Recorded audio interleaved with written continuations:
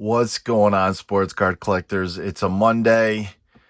It's warm in upstate New York, central New York area, and NBA's coming up closer, and I still happen to be messing with the bee's nest, apparently.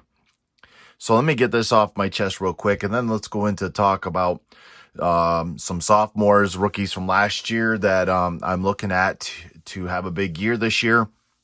I'll talk about the NBA in general just a little bit, just to touch base. But primarily, I need to get this off my chest because apparently there's individuals out there that have nothing better to do than to trash a posting or comment that you make that they don't like. And it's not about whether or not you agree or disagree. It's just haters is the best way to put it. So if you're a follower of mine and you've watched my videos, you know by now that I do support GMA. And I do acknowledge the fact that GMA does not resell. You're not going to flip as high as a PSA. But I think we could also agree, and if you can't, then you're basically like an alcoholic denying that you're an alcoholic, because that's the first step, is not denying, and say that PSA has done a crap job in the last few weeks or months. I do realize that they were sold.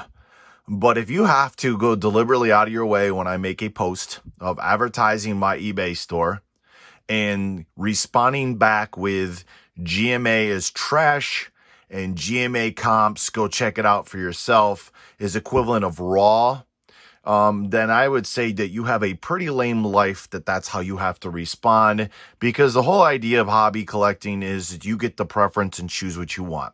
So I will go ahead and respond to your comments with thank you for your opinion, and I will keep moving on. One thing that you will find out as we go on, I am very stubborn. So if I'm set in my ways, your comments of trash or raw is the same comp as a graded 10 GMA is not going to bother me to the point where I'm going to change my mind. If anything, it makes me want to promote it even that much more. So, yes, GMA has raised their prices. Yes, GMA slabs, well, at least the label doesn't look as good as an SGC or BGS and a PSA. Yes, they probably will never be up to that level. Yes, GMA is changing their slabs. Yes, there's possibility of them changing the labels. Yes, they're adding the pristine and the gold label. And yes, I will still promote them. And yes, their turnaround time is still quicker than anybody else. And for those of you that want to point out for $8 and a 45-day turnaround, please keep in mind, if you haven't seen the responses, Alan gave the 45-day turnaround as a cushion. It's a cushion. And if you go and look at some of the comments, people are getting their cards back graded in half that time. So for transparency purposes, we have a company like SGC, who I actually did a personal sub to them back in September, and it was supposed to be a 52 to 57 day turnaround. And we have since then passed that. And I was informed when I sent the email out to them that my order probably will not be completed until the middle of January. So that was a 3-card order, by the way. 3 cards. I will not have it back till the middle of January, they're saying. Maybe sooner, but right now they're talking middle of January, and it was sent in September. Okay? Or it might have been sent actually the end of August, beginning of September. So it's been over 60 days for me. But let's move on. Okay. So a couple things. I have somebody that's reached out to me. I've done a video in the past about plain white envelope. I ship my lower end cards. You'll see a lot of times cards are listed on there for 99 cents, and then they'll charge you $3.50, $4 for shipping. And I, on the other hand, will charge you 99 cents or $1 for that card, and I will charge you 85 cents shipping, and I will ship it in an envelope. So let's do this. I told the individual that I would do a quick blurb on this, so I want to show them. So what the problem was, and bear with me. Actually, let me just go into one of my listings. is people aren't being able to find where it says economy. It's just, they're saying, you know, there is no economy. There is economy, but what you have to do is, instead of putting your box dimensions on there, is you need to say you don't know what your box dimensions are. So I'm just going to go to one of my listings so I can go to show you. So when you've created your title and your listing, and let's go into revise.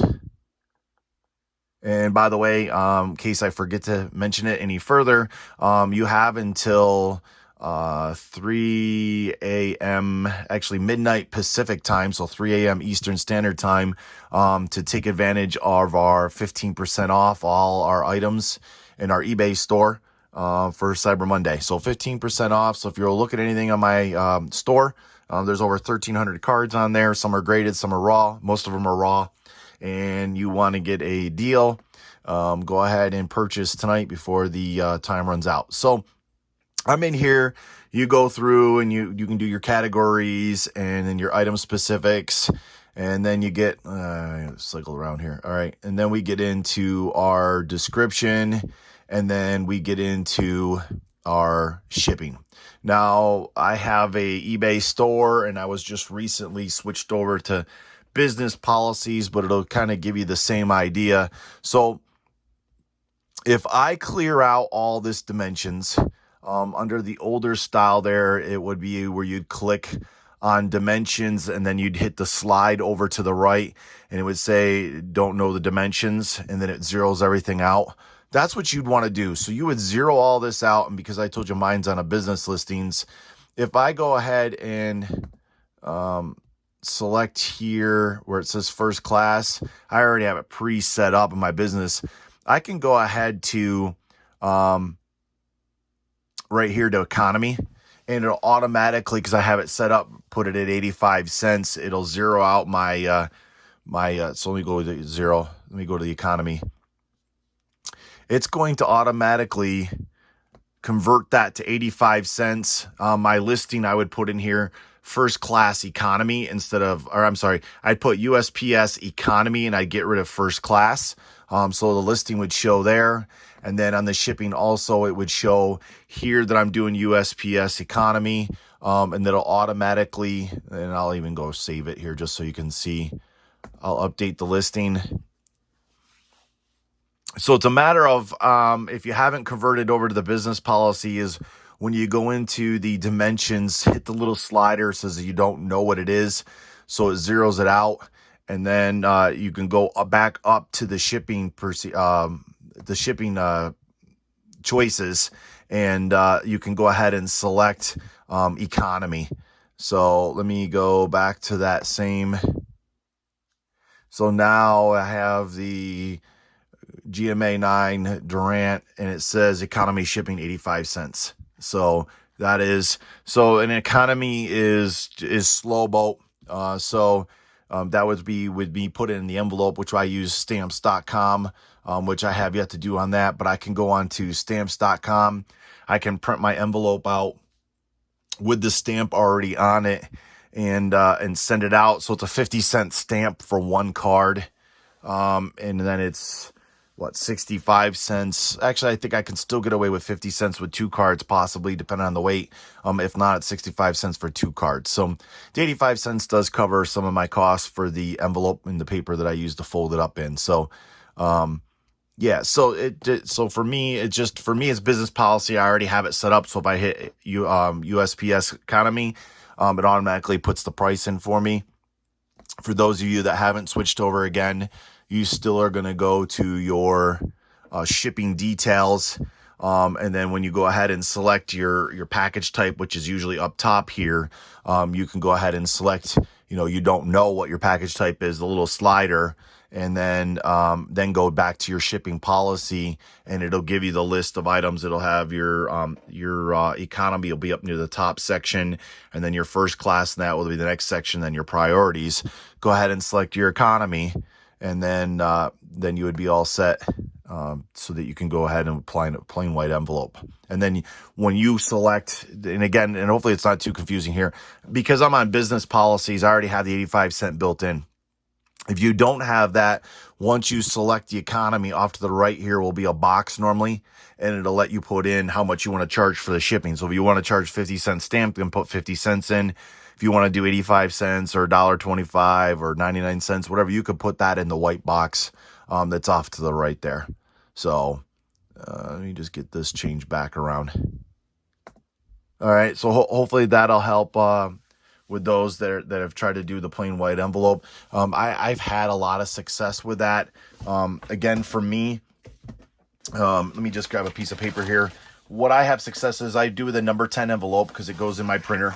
For those of you that don't know the number 10 envelope, this is the number 10 envelope. And I have my printer put all of my return address, the person I'm shipping to, and my stamp gets printed right on there.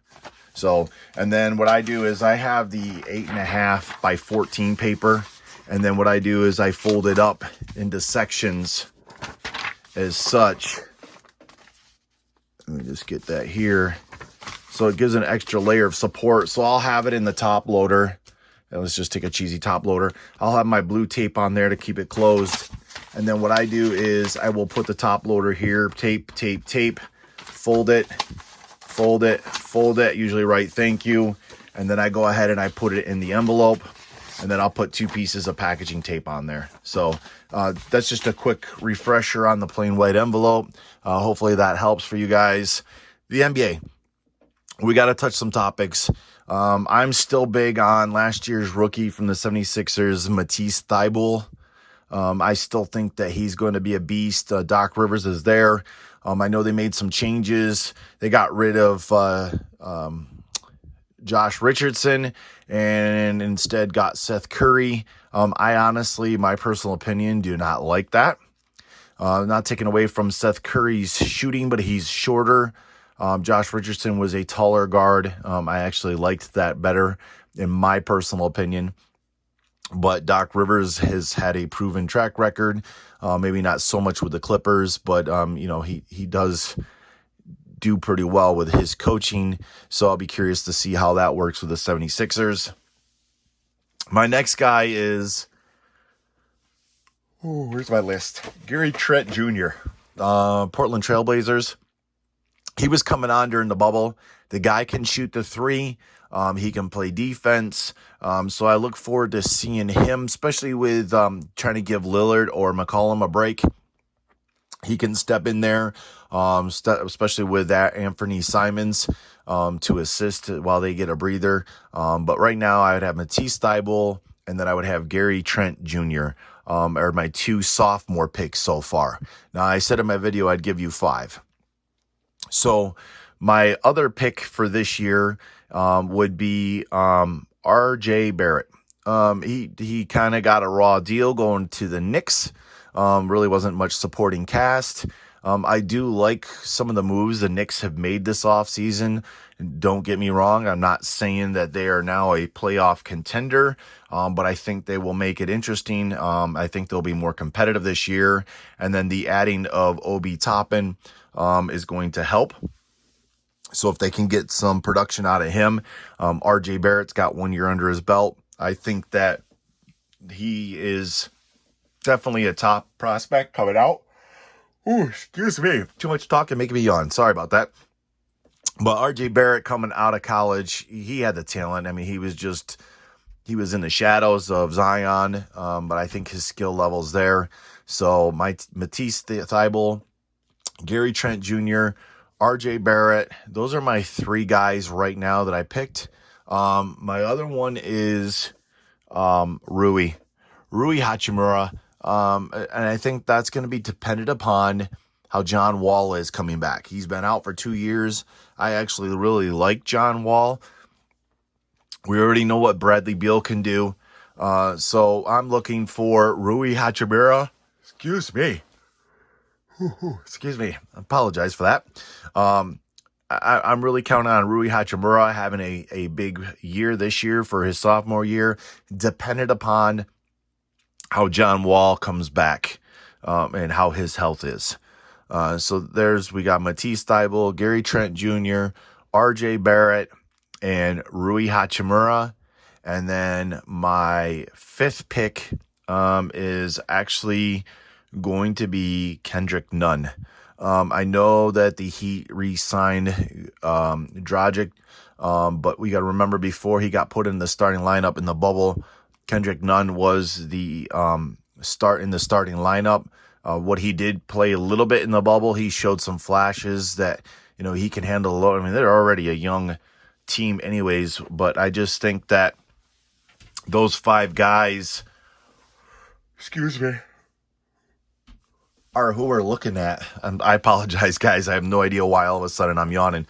And if I was to add a 6th one in there, it's another individual that I've been kind of high on that I mentioned before with the Hornets is PJ Washington, but I'm not throwing him in my list of 5 because I just think they've got a lot of figuring out to do. They've got a lot of young talent, and I know Rondo went there, but there's just a lot of young guys there that I don't think really understand the concept of gelling together yet, like your veterans do, like a LeBron and an AD or a Durant and Irving. So I'm not saying that PJ Washington's a bad choice, but I'm holding off on that for this year. As far as the NBA goes in general, this is an exciting year. We've seen a lot of movement. Excuse me. I know somebody's going to comment on me yawning. I apologize. But I like the movement. So I'm big on Trae Young. If we get away from the last year's rookies and this year's rookies, I'm big on Trae Young. And what they did with adding Bogdanovich, Gallinari, and they already have a young core, with DeAndre Hunter, Cam Reddish, John Collins, Clint Capella, Bruno Fernando. There's just a lot there that I think that Atlanta will be the surprise team in the East.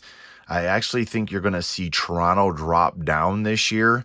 You can't lose both those big guys and expect to compete where you are. If they do, then I will give more props to Nick Nurse than he's already gotten because of his coaching ability. But I think you're going to see them drop off. The Miami Heat, I think, are going to be solid. The Celtics are going to be solid. Like I said, I think the Knicks will be competitive this year. The Nets, I'm unsure because it's Kyrie coming off of a shoulder injury. You got Durant coming off of his Achilles injury. So it's if they're healthy and they can play together, Nets might be the top team in the East this year. The Bucks, that's great that they added Drew Holiday. They are adding some bench players, role players to help out, but I'm not sure it's enough for Giannis. So moving on, the West, I'm not going to cover every team, but I think the Rockets are done. I think the Nuggets, we already know what they can do. Excuse me. I think we got to watch out for Minnesota Timberwolves. They needed a third element. I think they got it in Edwards with D'Angelo Russell. I like Karl Anthony Towns. I would love for him to win a championship just to solidify his numbers. I think he's been more productive. I mean, of course, he hasn't been hurt as often than Joel Embiid has been. The Suns are going to be, they showed what they could do in the bubble. The Suns are going to be a deadly team this year, I think. And then you bring in that veteran leadership with Chris Paul there that hopefully can bring those guys along.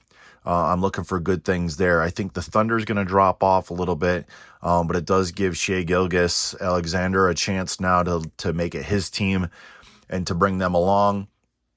Of course, losing Steven Adams and Jeremy Grant, that might have an effect, but it might not because they had a lot of young guys. I expect to see Darius Bazley progress this year also. All right. Again, I apologize. I don't know what it is. No oxygen must be in my office here. So, while I'm on the topic now of that, the Clippers, I honestly, with them, losing Montrezl Harrell, I don't think is that big of a deal for the Clippers. My concern with them going to the Lakers is I liked the Lakers because they were tall. Although they couldn't shoot at center, they were tall. They were big and tall. So JaVale McGee had tendencies of out-hustling people. Dwight Howard had tendencies, a little bit of a speed burst, but yet he was able to change shots. And so with him going to the 76ers, I'm kind of bummed for that. But I'm okay with Marc Gasol because I know he can stretch the floor with his three-point shooting, although he's not the fastest center out there. And I do like the addition of Wesley Matthews, which is basically a even swap for Danny Green. And I really like Dennis Schroeder coming in. Don't want to take anything away from Rajon Rondo, but he's at the end of his career, so he's not as quick. He may be smart-wise, but just not agility-wise. So I do like Dennis Schroeder coming in there for that. So that's what I have right now for tonight. I just wanted to touch a few things. Like I said, I'm still going to go ahead and support GMA. You know, for you guys can go out there and say you're all upset. SGC's turnaround time is crazy right now. $15 a card. It's almost double what GMA is. And if you're in any of the groups with SGC, they're not doing any bulk groups right now. They've turned it off till at least January, maybe longer, so they can catch up. And PSA, even though they were bought out for $700 million, might be a conflict of interest anyways. They're putting out pretty crappy stuff. And listen, I know all of the companies have made mistakes. So before I get somebody to jump on me, but I've seen pictures of graded cards, PSA 10, that should have no business PSA 10. And I know somebody even posted remarks from somebody from PSA admitting that the card shouldn't even be graded that. And they're going to have to discuss what to do. That just tells me you got a company that's in it for the money because they're not taking their time to grade the cars because they're trying to push them out. And they're already behind to begin with. They're behind before COVID hit. So if you got SGC at 4 months and PSA to 6+ months, and I know you could pay the, what is it, $75 a card to get it a 20-day turnaround. Well, that's ridiculous. But it's there, you know, for all of you that have deep pockets, which I don't. And then you have BGS. I find BGS's site confusing, so I have never submitted to BGS. So I'm not going to knock. I mean, I grew up with the Beckett price guides as a kid, so I really don't have a lot to knock, but I know that there's fake slabs going around. I know there's fake cards. I know there's been bashing for GMA grading reprints or supposedly fake cards and label them as reprints, and that's illegal. But it's just so funny. Listen, whoever your favorite grading company is, point out their faults that they have first, and before you start bashing somebody else's company. Does that make sense? So I will sit there and point out some of GMA's faults. They don't have the registry. You don't have the population report. I get that.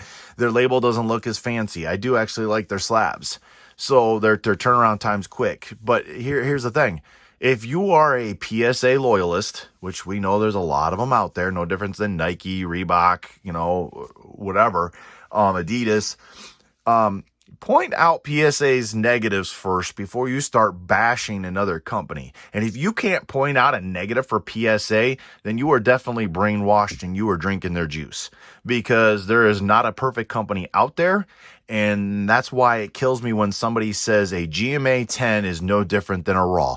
Really? So how many Raw cards have been graded and slabbed with no grade on them?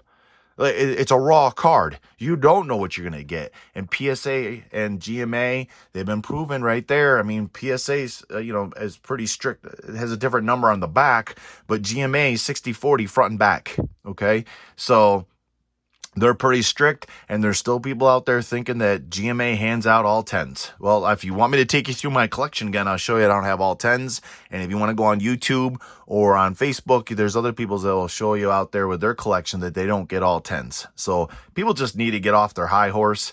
And let's just get back to kids. When we were kids, we had fun. We're collecting sports cards, folks. Whether you're in it for just the personal collection, you're in it for the hobby and the selling, whatever it is, it's supposed to be fun. When you're trying to sit there and bash somebody because they chose to go that way, you obviously have nothing better to do, or your self-esteem's that low that you have to go bash somebody else to make yourself feel good. So, like I said, I'm stubborn. I'm still going to promote GMA. I have cards submitted to SGC. I own cards graded by PSA, and I even have cards graded by BGS. So you want to come at me? Come at me. All right. But I'm just out here trying to have fun, trying to bring some insight from my side, what I see through my eyes, and then I get response back from you. Listen, give me constructive criticism back. but don't sit there and start trashing. When you have to say GMA's trash, that's great. Move on. Don't follow me. Plain and simple. All right? Guys, appreciate it. If you haven't followed me on Instagram, give me a follow. Hit the subscribe down below. Give me a like. Hit the bell so you can be notified the next time I have a video up. As always, guys, I appreciate it. Stay safe. Stay healthy. See you next time.